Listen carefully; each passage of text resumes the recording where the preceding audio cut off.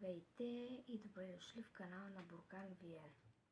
В днешното видео ще направим анбоксинг на Citec Mode безжични слушалки.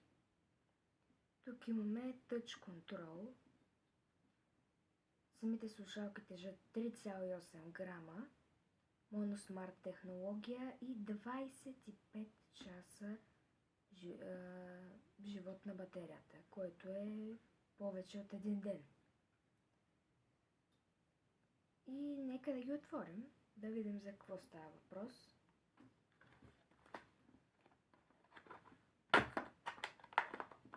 Така, кутията е семпла, както видяхме.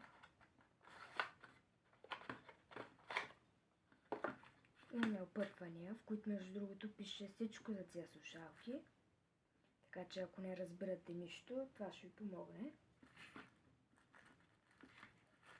Кабелче USB Type-C към Type-A.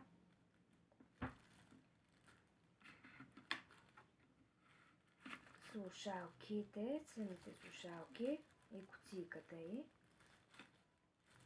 Ето по този начин изглеждат. Като от тук се зарежда. Когато вземем слушалките, те автоматично се включват. Когато ги сложим вътре и ги затворим, се изключват, като за да ви покажа, че работят, ето свети една лампичка. Няма как да ви пусна как се чува звука, или ще се чува гадно, или нищо няма да се чува, затова това е, което може да ви кажа за тези слушалки. На цена от 59,99. Според мен това е доста добра цена. И ако видеото ви е било полезно, може да оставите по един лайк, да го изпратите на приятел, който му се търси слушалки, например. И надявам се да съм ви бил полезен. Чао!